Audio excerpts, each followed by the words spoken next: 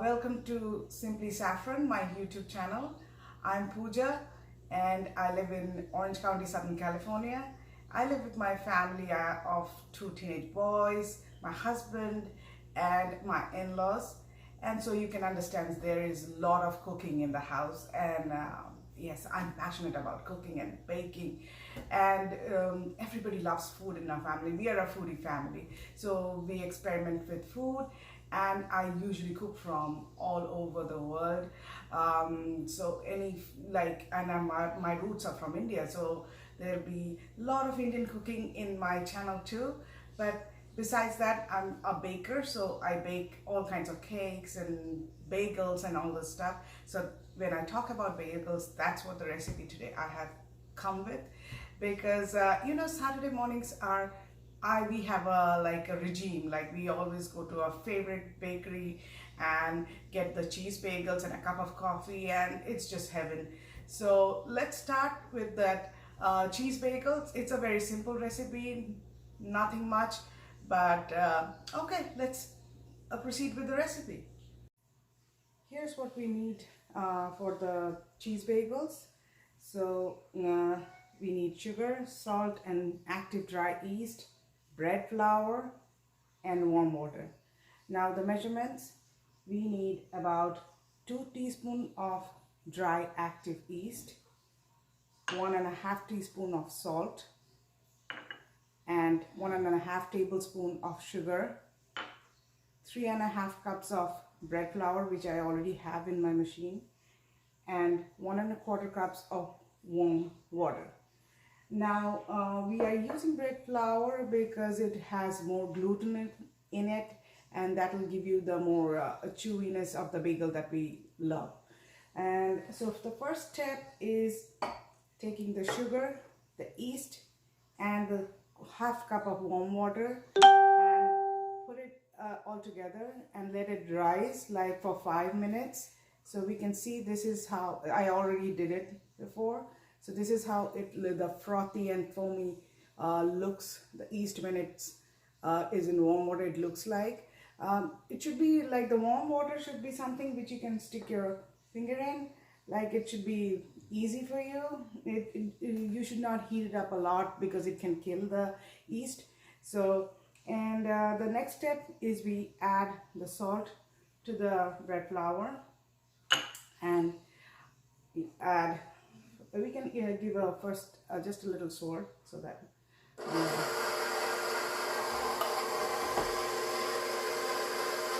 salt mixes up. Okay, and then the yeast mixture goes in, and let it run for around like 5 to 6 minutes in the lowest possible setting, or maybe the second one. Now this step can be done with hand too. You just need some elbow grease, like a little bit of kneading with soft hands. I used to do it in hand, but since I've got this is a much easier method. So let's start with it. Here goes my yeast mixture.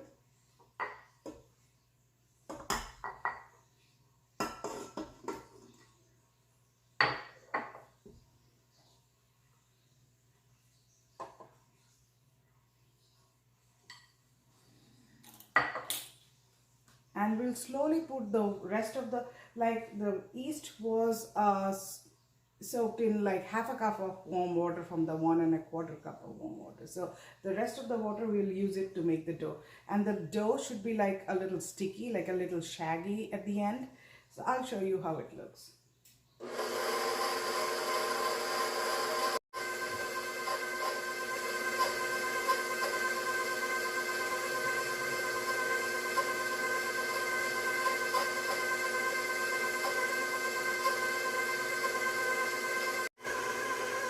So it's over 5 minutes now, so you can go on till 7 minutes, and then turn it off, and you can see how it looks.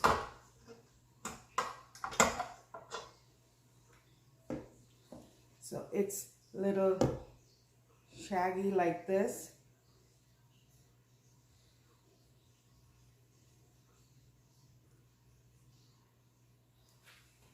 And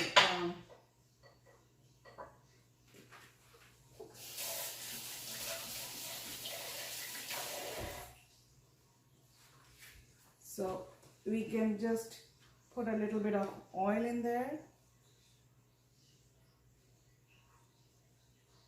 to line the bowl. Take a spatula.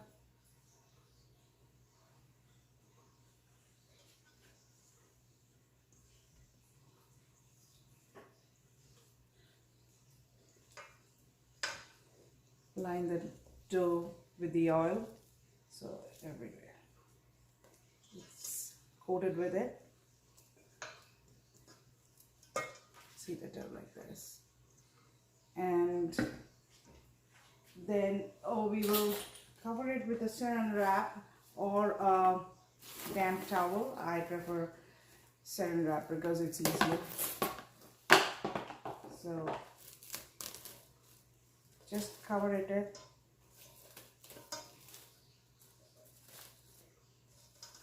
And then we will put this in a very warm place for the first proofing, for it to rise, the dough to rise. The dough will rise for about like double the size. So now it is a winter time now, and the temperatures are not very warm yet. So I usually prefer to put it inside the oven and keep the pilot light on, so that it keeps at the right temperature. It gets the perfect warmness to rise. So let's go. So here goes the my dough inside the oven, and I'll keep the pilot light on, and it stays there for 1 to 2 hours till it gets double the size. So my dough has been in the oven for 2 hours, so I'm taking it out and let's see how it looks. So that's how it looks. It has doubled in size, as I said.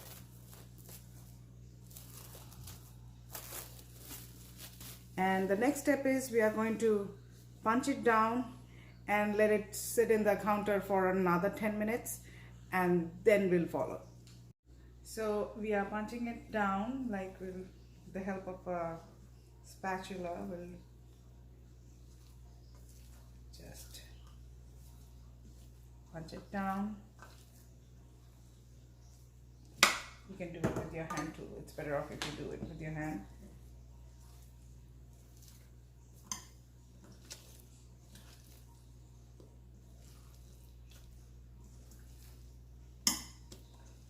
So that's it, and we'll leave the dough for another 10 minutes on the counter, just like that, and then we'll show you the next step. So 10 minutes have passed, so we are transferring the dough into a parchment paper lined baking tray.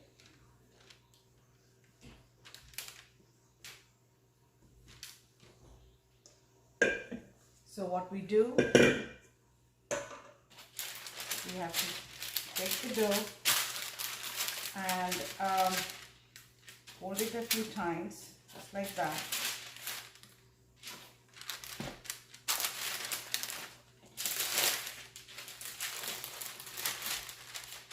I'm doing it in the parchment paper because it's easier. Otherwise you can just do it on the counter, just put little flour in it, and so now we'll divide it into, like, I make 6 bagels out of this. If you want, you can make 8 bagels out of this too, but they are going to be a little smaller. So we have already like cut 6 pieces for 6 bagels, and the method of holding them is like you pull them and tuck it in. You pull them and tuck it in, and so that you get a smooth finish on the top. So we'll place them 6 of them here, just like that. Pull, stretch, tuck, stretch, tuck, just like the normal dinner rolls.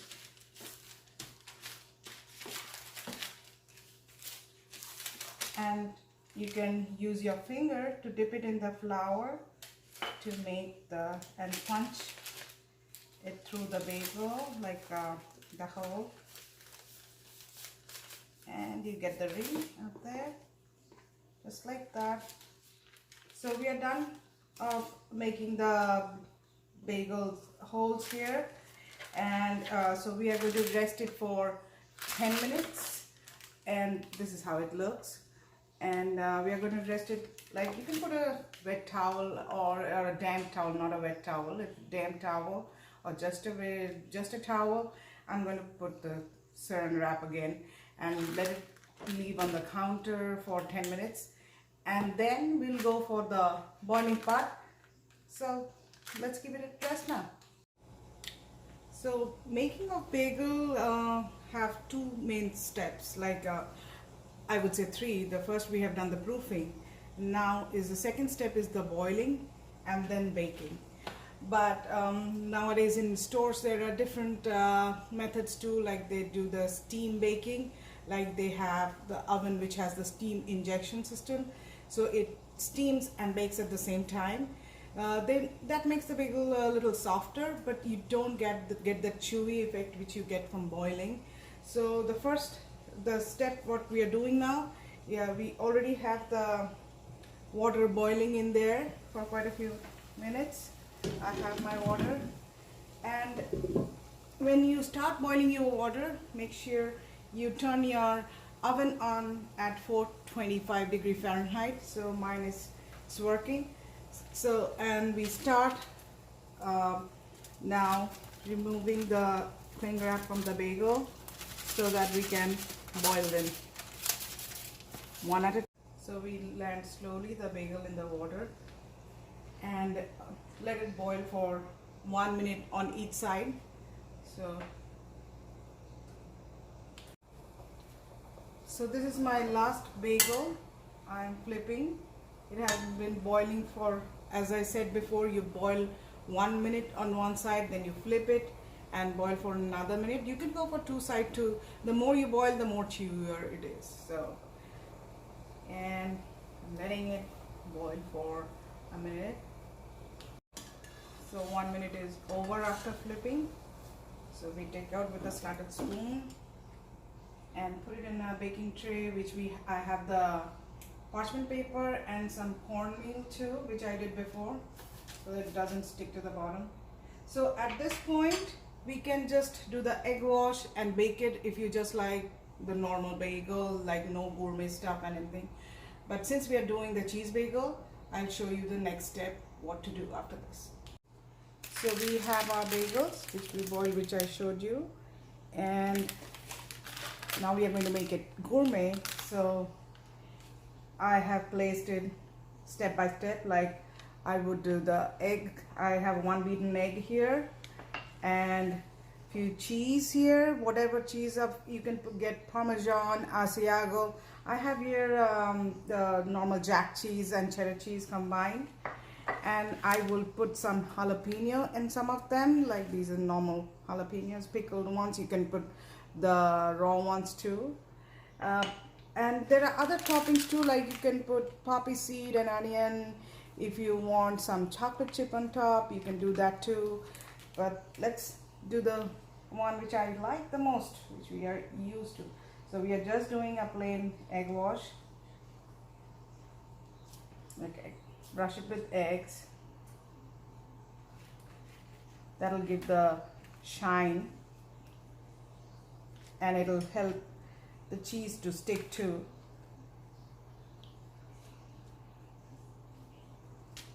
And the last one, make sure cover all the sides.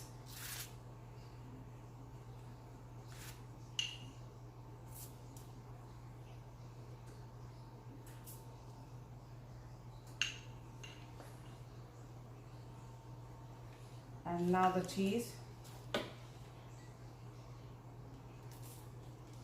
Just press it down a little so that it sticks to it. You can put like with the Asiago, you can put garlic too, some Italian seasoning.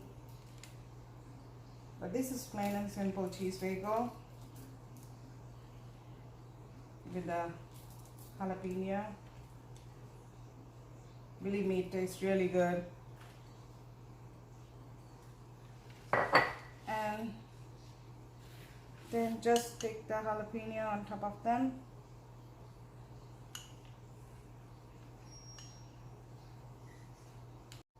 So we have put cheese and all of them and the jalapeno. I have left out two for my boys, though they are teenager, but they're scaredy cats. They cannot eat jalapeno. So this is how it's going to be. And we already turned the oven on 425 Fahrenheit. So this is getting in, and we'll bake it for 20 minutes. So until it is golden. So you have to keep an eye on it, so to see that it is turning. If it is turning too much brown, it depends on your oven.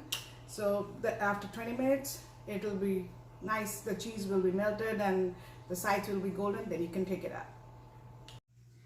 I think it's done. Mine is done in 15 minutes. That's why I tell you, like, you have to keep an eye on it because everybody's oven is different. So yeah, so this one is perfectly baked, and here it is, the fresh baked bagel.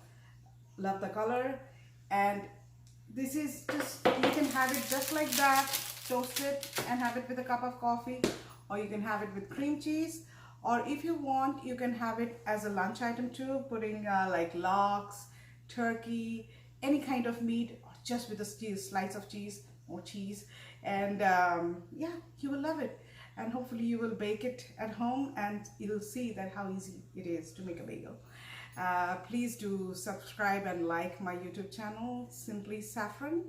And till then, keep baking, keep cooking. Bye.